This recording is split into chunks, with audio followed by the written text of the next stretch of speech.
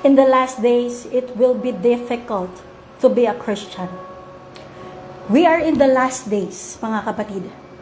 Jesus can return at any time. Basically, it's a warning against procrastination. Maybe we have 100 seconds. Maybe we have 100 years. Or maybe we have 1,000 years more. None of us would even know, but each of us has less time left every day.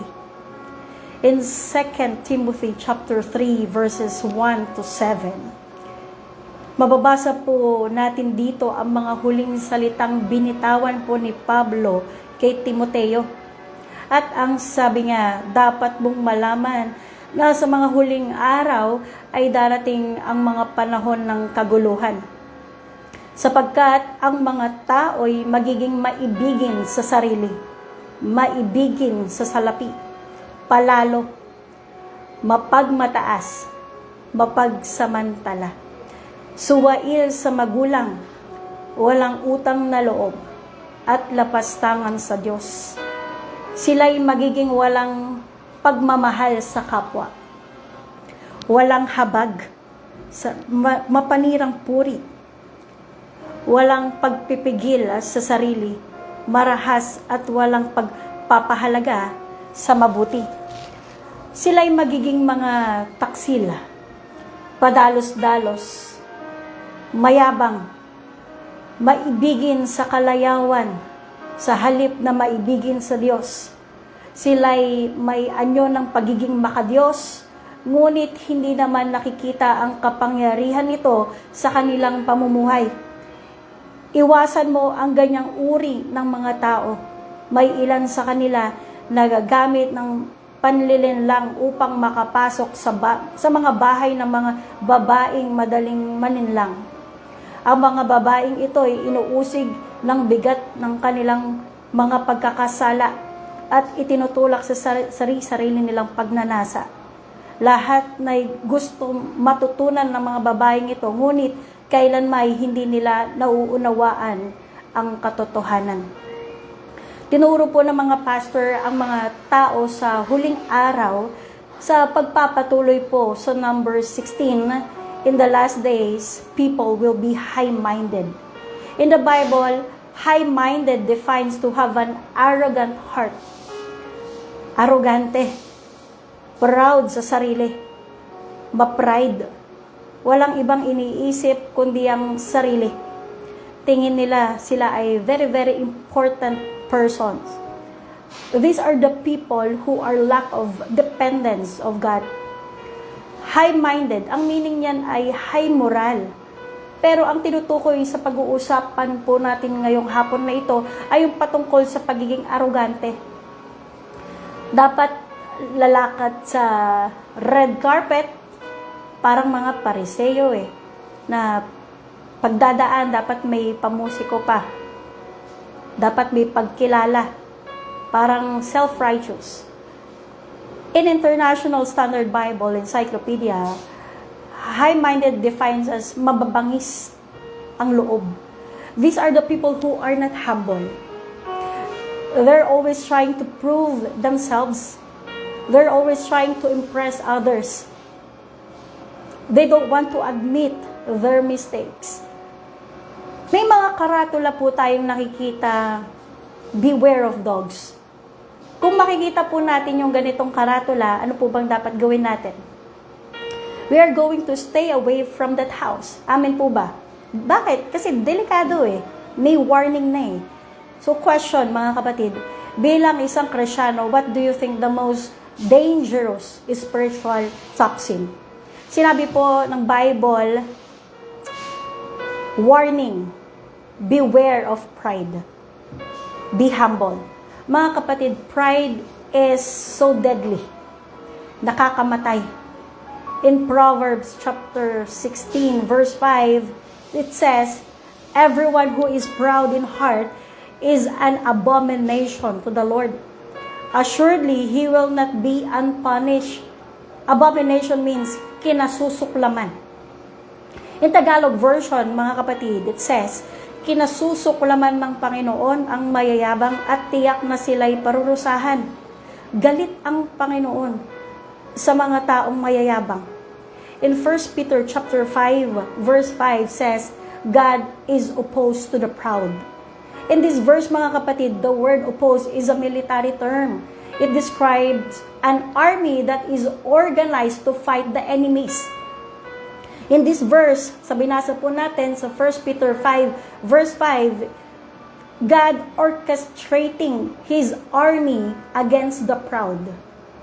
Why we should beware, why we should be careful. Dahil itong pride ay tuso, mapanlin lang, very deceitful. Hindi natin alam na meron na po pala tayo nito. Pride means high-minded. It's all about self. Self-glory, self-importance, self-will. Pride means ego. Believe it or not, mga kapatid, ang ego po ang kauna-unahang kasalanan ni Satan. Ang kasalanan ay sin. At kung titignan po natin, ang gitnang letra ng sin ay I. At kung titignan din po natin, ang gitnang letra po ng salitang pride ay I. Sabihin mo nga, apology. Me, myself, and I. Ang focus ay ang sarili. Ang focus ay ang sariling pakiramdam, sariling kapakanan, sariling satisfaction, sariling kasiyahan, puro sarili ang iniisip. Nabanggit po ni Pastora Giselle ang salitang narcissistic. Ang mga taong narcissist, mga taong may personality disorder. Ang mga tao daw po na ito ay walang pakialam sa pakiramdam ng ibang tao. Kung masasaktan sila o hindi. Sila ay mahilig magpa-victim. Labis na paghanga sa sarili. Masyadong mataas ang tingin sa sarili. Kaya nga po sabi ni Pastora Dayan, si Jesus ay kayang bumaba. Ang Diyos natin ay mapagpakumbaba. Mababang loob. At ipinakita po sa atin ni Jesus doon sa washing of the feet ng kanyang mga disipulo. Pinakita doon sa John chapter 13 ang pagpapakumbaba at pag-ibig ni Jesus sa kanyang mga alagad. Ang sabi ni Jesus, pagkatapos niyang mahugasan ang kanilang mga paa, maghugasan din kayo ng paa sa isa't isa. Sabi po ng Panginoon, sapagkat ang nagpapakataas ay ibinababa ng Diyos at ang mapagpakumbaba ay itinataas po ng Panginoon. Dako po tayo sa number 17. Lovers of pleasures more than lovers of the Most High. Maibigin sa kalayawan sa halip na maibigin sa Diyos. Ang Diyos ay hindi mo kalaban sa kaligayahan mo. Ang Diyos ay hindi mo kalaban sa pag-unlad mo. Well, ang desire ng Diyos sa atin ay magkaroon po tayo ng masayang buhay. Buhay na ganap. Amen po ba? Buhay na sagana. But lovers of pleasures are the people who finds more satisfaction in worldly desires or worldly pleasures. Bilang isang Kristiyano, alam po natin ang mga priorities po natin.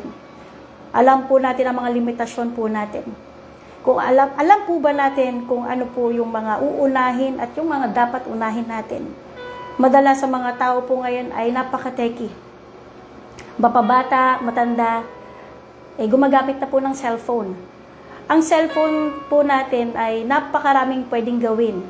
Pwedeng manood, pwedeng magbasa, pwedeng maglaro, pwedeng gamitin sa pag-aaral, pwede sa trabaho dahil isa po itong mabisang tool or gamit para mapabilis ang lahat ng bagay. Amen po. Pero ang paggamit po ng cellphone ay may dalawang epekto po sa atin. Ang mapalapit po sa Diyos at yung mapalayo po sa Diyos. Depende po sa paggamit po natin. Dahil minsan o madalas, mas mahaba pa yung time natin sa social media kaysa po sa pagbabasa po ng Bible. Minsan o madalas, no, mas mahaba pa yung time ng paglalaro kaysa sa pagpipray. Minsan, mas excited pa po ang taong manood ng teleserye kaysa magsimba. In John chapter 17, verse 16, we are in this world, but we are not of this world. tayo ay nakatira sa mundo, pero hindi tayo makamundo. Dahil pansamantala lang po tayong naninirahan po dito, tayo po ay residente ng kalangitan. Kaya sabi po ng Colossians chapter 3 verse 2, set your minds on things above, not on earthly things. Lagi po natin i-goal ang i-place ang Diyos. Huwag yung sarili po natin, huwag yung ibang tao. I-goal po natin na masatisfy po ang Diyos sa buhay po natin at the same time, masatisfy po tayo sa pagmemisyon. Katulad po ng ating Panginoong Jesus, ang sabi niya, ang pagkain niya, ang satisfaction po niya ay ang tuparin ang kalooban ng kanyang Ama at tapusin ang kanyang misyon. In Matthew chapter 22 verse 37, sabi po ni Jesus, love the Lord your God with all your heart and with all your soul and with all your mind. Ang gusto po ng Diyos with all your heart. Ayaw niya ng 50-50. Ayaw niya ng half-hearted. Kasi gusto ng Diyos na we have to love Him wholeheartedly. Dako po tayo sa number 18. Having a form of godliness but denying the power thereof. These are the individuals who outwardly appear religious or godly, claim to be believers, but their actions and attitudes do not reflect a genuine relationship with God. Maraming mga Kristiyanong sanguso, hindi po sa puso. Maaaring nagtuturo ka ng huwag kumain ng dinuguan, pero ikaw mismo pala, tagaluto ka ng favorite recipe mo.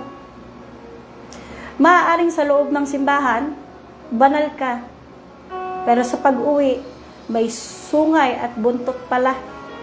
They speak of God and live in sin, and they are okay with that kind of settlement, with that kind of arrangement. It's quite simple to understand, mga kapatid. Ang Diyos ay hindi naghahanap ng relihiyosong tao o pakitang tao because this is not a show. Maaaring matagal ng Kristiyano pero wala pa ring pagbabago. Tayo po ay binabalaan patungkol po dito na iwasan po natin ang ganitong tao at pagkatao. In the last days, people will be, number 19, led away with diverse lust. Diverse lust or temptation mean many different kinds. We're tempted to lie, cheat, steal, commit adultery, and murder. An overwhelming desire or craving, a lust for power, intense or unrestrained sexual craving. Meron at meron po tayong temptation na dadaanan sa buhay. At maaaring dumaan na po tayo sa matinding temptation, maaaring tayo po ay nahulog or ito po ay napagtagumpayan po natin. Kung babasahin po natin ang Genesis chapter 3 verses 1 to 6, sa una pa lang may nakita na tayong tao na nahulog po sa temptation at yan sila Adan at Eva sa hardin ng Eden. Ang temptation mismo po ay hindi kasalanan. Kung titignan po natin, si Jesus po ay tinempt din ni Satan. Tinukso din po siya doon sa ilang. In Matthew chapter 4, makikita po natin doon na pinakita ni Satan ang kagandahan ng kaharian ng mundo kay Jesus. Ganon din ang gagawin niya po sa atin. Mga kapatid, ipapakita ni Satan ang magaganda sa ating paningin, masarap na tignan. Amen po. Pero ito po ay isang patibong lang po ng dyablo. Ang pang-una na taktika ng kaaway, yung pagnanasa ng mata. Dahil hindi lahat ng masarap, hindi lahat ng maganda ay tama. Sa likod nito ay kapahamakan. Pangalawa, pagnanasa ng laman, ito naman ay yung satisfaction ng ating laman. Kung saan po tayo masasatisfy, ito ay yung ginamit din ni Satan kay Jesus. Sinabi ni Satan kay Jesus, kung ikaw ang anak ng Diyos, gawin mong tinapay ang mga batong ito. Ito yung ginawa ni Satan. Alam niya kasing gutom si Jesus nung time na yon. Ano ba ang makakapag-satisfy sa gutom? Di pagkain. Amin po ba? Nakita niyang si Jesus ay nanghihina at kailangan ng pagkain, kaya tinukso niya si Jesus na gawing tinapay ang mga bato. Saan po ba tayo nasa-satisfy? Maaaring sa pagkain, maaari po sa achievements, sa self-satisfaction, at yung iba sa sexual gratification. Ano po yung pagnanasa ng laman? Ano po ba ang pagnanasa ng laman natin? Ano ba yung nakakasatisfy po sa atin? Huwag po nating hayaan na mahulog po tayo sa kasalanan dahil sa gusto ng laman lang po natin. Pangatlo, yung pride of life, yung pagmamalaki. Pinakita ng dyablo ang karangyaan sa mundo kay Jesus. Sinabi ng dyablo sa kanya, ibibigay ko sa iyo ang lahat ng ito kung magpapatira pa ka at sasamba sa akin. Maging aware po tayo sa taktika po ng kaaway dahil ito yung ginawa niyang taktika kila Adan at Eva. Ganon din kay Jesus at maaaring sa atin, mga kapatid. Kaya isa po ito sa isang bagay po na dapat na maging matalino po tayo, lalo na sa pagdedesisyon po natin. At last, in the last days, people will be, number 20, ever learning and never able to come to the knowledge of the truth. Always learning is a fitting description of people who continually search for other people's advice. Paul tells Timothy, for a time is coming when people will no longer listen to sound and wholesome teachings. They will follow their own desires and will look for teachers who will tell them whatever their itching ears want to hear. This type of people mainly want self-satisfying experiences and feel-good sensations rather than serious truth. In Paul's first epistle to Timothy, he gave a similar warning against false teachers. Now, the Holy Spirit tells us clearly that in the last times, so will turn away from the true faith. They will follow deceptive spirits and teachings that come from demons.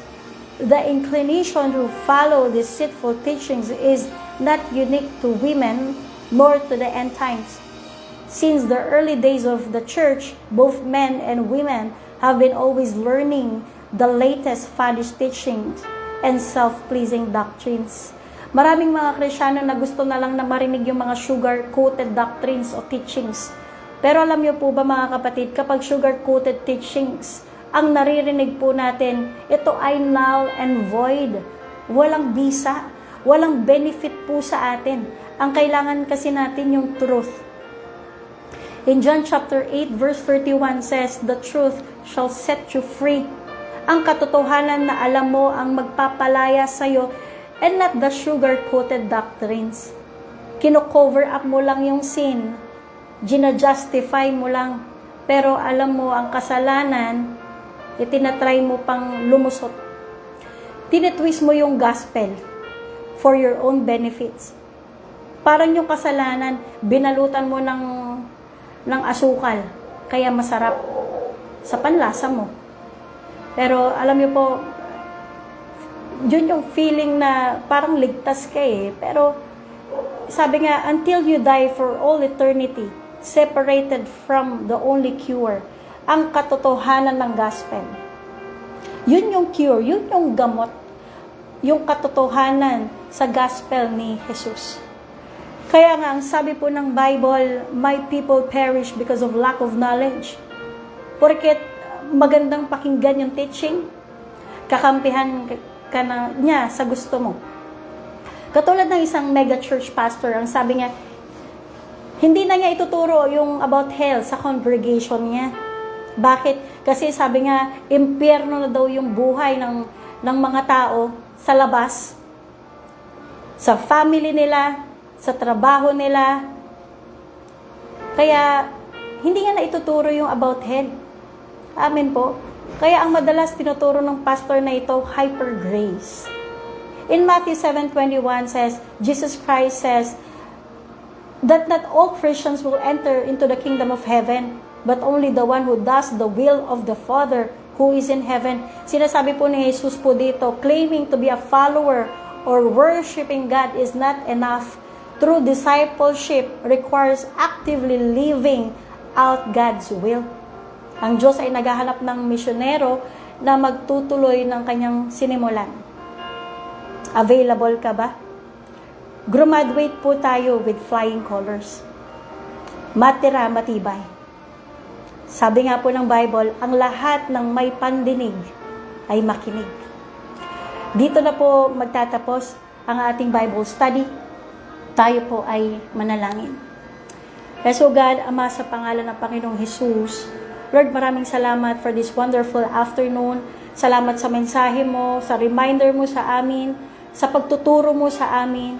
Lord, patuloy, O Diyos, na ang bawat isa sa amin ay maging palaging sensitibo sa inyong pangungusap, sa instruction mo, at makita mo sa amin yung katapatan sa aming paglilingkod. Salamat, O Diyos, palakasin mo ang bawat isa, at patuloy, O Diyos, papasalamat kami dahil ikaw ang nagsusustain sa amin. Patuloy namin, O God, na ibabalik ang kataas-taas, ang papuri at pasasalamat at pagsamba sa dakilang pangalan ng aming Panginoong Jesus. Lahat po tayo ay magsabi ng Amen.